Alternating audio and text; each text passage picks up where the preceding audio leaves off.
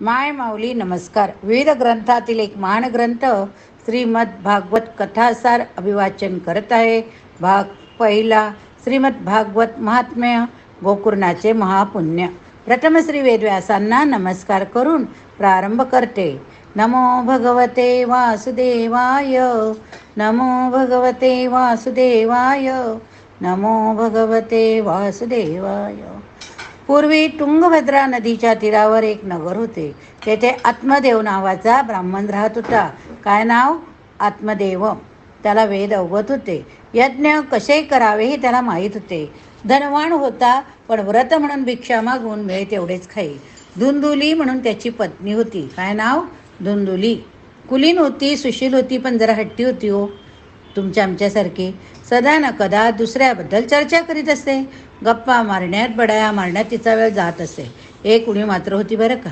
अपत्य सुख नसल्याने दोघांच्या मनात समाधान होते. त्यांनी पुष्कळ व्रत केली, दानधर्म केला, पण संतान झालं नाही. ब्राह्मणाला फार वाईट वाटलं. वारंवार तो खिन्नपणे बसून राही. सरते शेवटी तो घर सोडून वनात गेला. कोठेच चित्त लागेना. स्वतःची आभाळ करू लागला. तेथे त्याला एक महात्मा भेटला.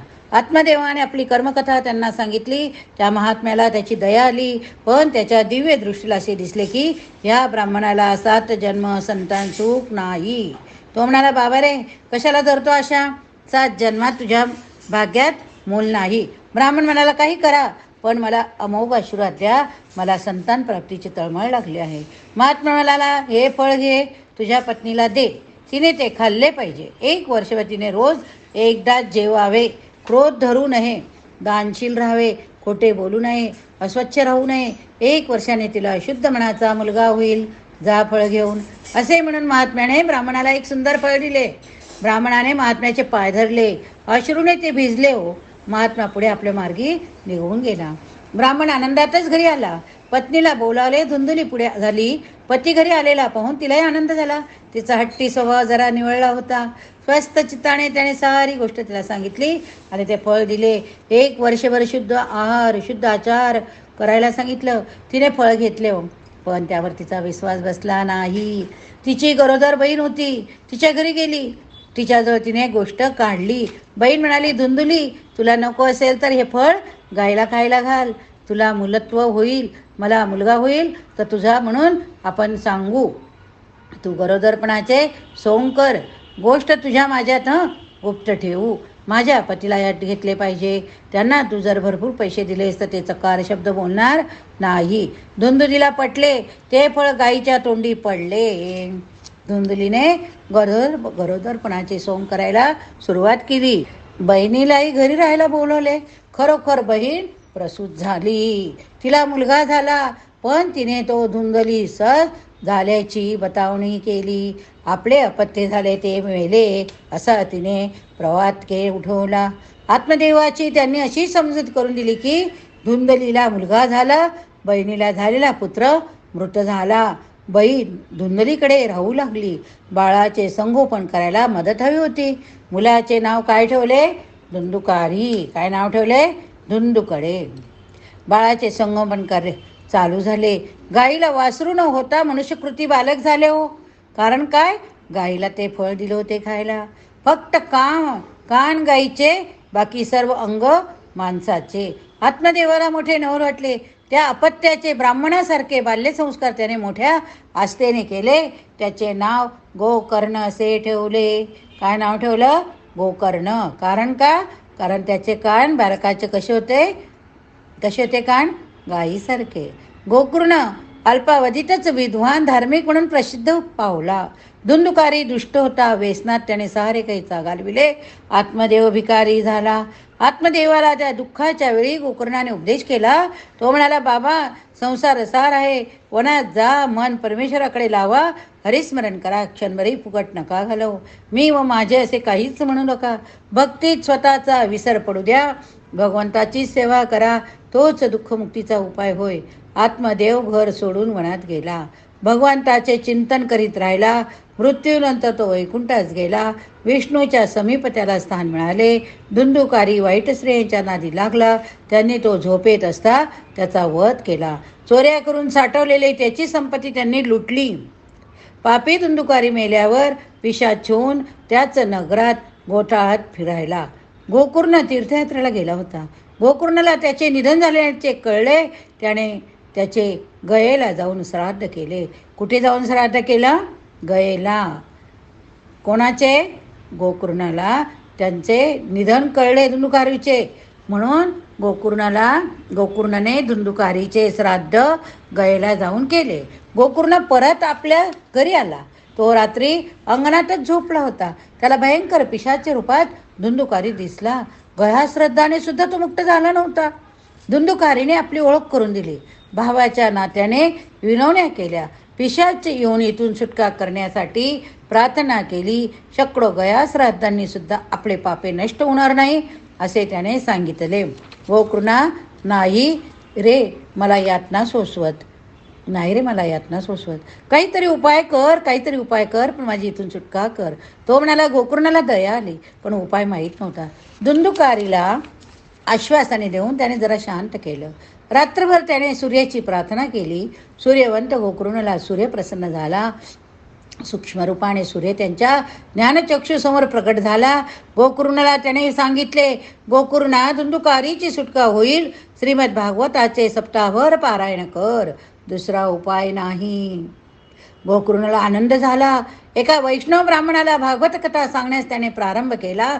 सर्वांबरोबर प्रेतात्मा धुंदुकारी भूर लोकातून ही कथा ऐकत राहिला. बाहेर त्याला कोठेही तारा मिळेना. तेथे कळकडाचे बेट होते. कसले बेट होते? कळकाचे. 7 पेरे असलेल्या कळकात तोप शिरला. कथेचे शब्द कळकावर आपटत राहिले. पहिल्याच दिवशी कळकाचे पहिले पेर फुटून चिरफळ्या झाल्या. काड काड काड आवाज झाला. गोकर्णाला खरा प्रकार कळून चुकला. 7 दिवसात तो कळक पुरता फुटून लाकडे खाली पडली. धुंदुकारीचे स्वरूप दिव्य झाले. सर्वांना आश्चर्य वाटले. गोकर्णाला त्याने मनपूर्वक वंदन केले. मोक्ष दिल्याबद्दल त्याने आभार मानले. पार्श्वदास एक विमान तेथे आले.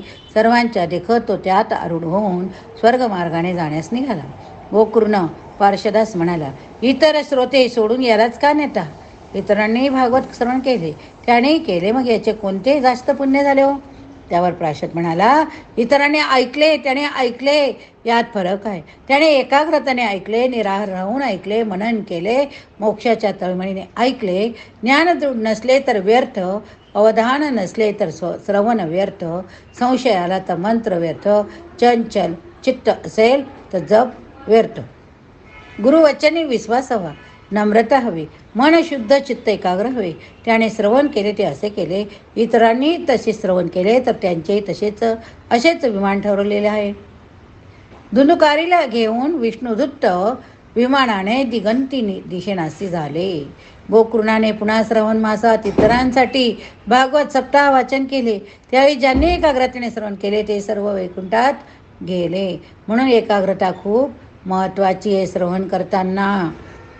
सनकाने ही कथा सांगितली आणि 7 दिवसानंतर नारद, भक्ती, वैराग्य, ज्ञान ऋषिगण यांना भागवत कथा सांगितली. देवतांचे पुण्यरूप प्रत्यक्ष सभेवर वर्षले. दिव्य सुगंधाने वायुमंडळ भरून राहिले. नीलवर्ण, पीतवर्ण देवतांचे मधुर घंटा नादासह तेथे आविर्भाव झाले. सारी सृष्टी मोहरली. नारायण नारायण नारायण. नारायणाच्या विनेच्या झंकाराला गंभीर गोड नामाची सोबत मिळाली. सनकाचे किशोराकृती शरीर अत्यंत देदीप्यमान दिसत होते. चारी कुमार ब्रह्मदेवाच्या 4 मुखांप्रमाणे दिसत होते. भागवताचे वर्णन करता करता सनकांनी दूर पाहिले. सर्वांनी तिकडे माना वळवल्या. पूर्ण विरक्त भक्त योगी शुक एखाद्या अग्निशिकेप्रमाणे चपळतेने सभास्थानी येत होते. सभेत एक वेगळाच प्रकाश अवतरला. सभेतून स्वागताचे शब्दमय उत्थापन झाले. स्थानापन्न शुकदेवाने भागवताच्या महत्वावर आणखी विस्ताराने सांगितले. निजधामी जाताना श्री भगवान श्रीकृष्णाने आपले अपरिमित कृपा सामर्थ्य भागवतात ओतून पुरेपूर भरून ठेवलेले आहे. शब्द हरी श्री हरी म्हणजे भागवत होय. भागवत म्हणजे काय? शब्दमय श्री हरी. शौनकादी ऋषींना आनंद देत सूत मोठ्या आदराने भागवत महात्मे सांगत होते. शेवटी सुत म्हणाले, शुकदेवांनी परीक्षितास भागवत कथा भाद्रपद शुद्ध नवमीपासून पौर्णिमेपर्यंत सांगितली.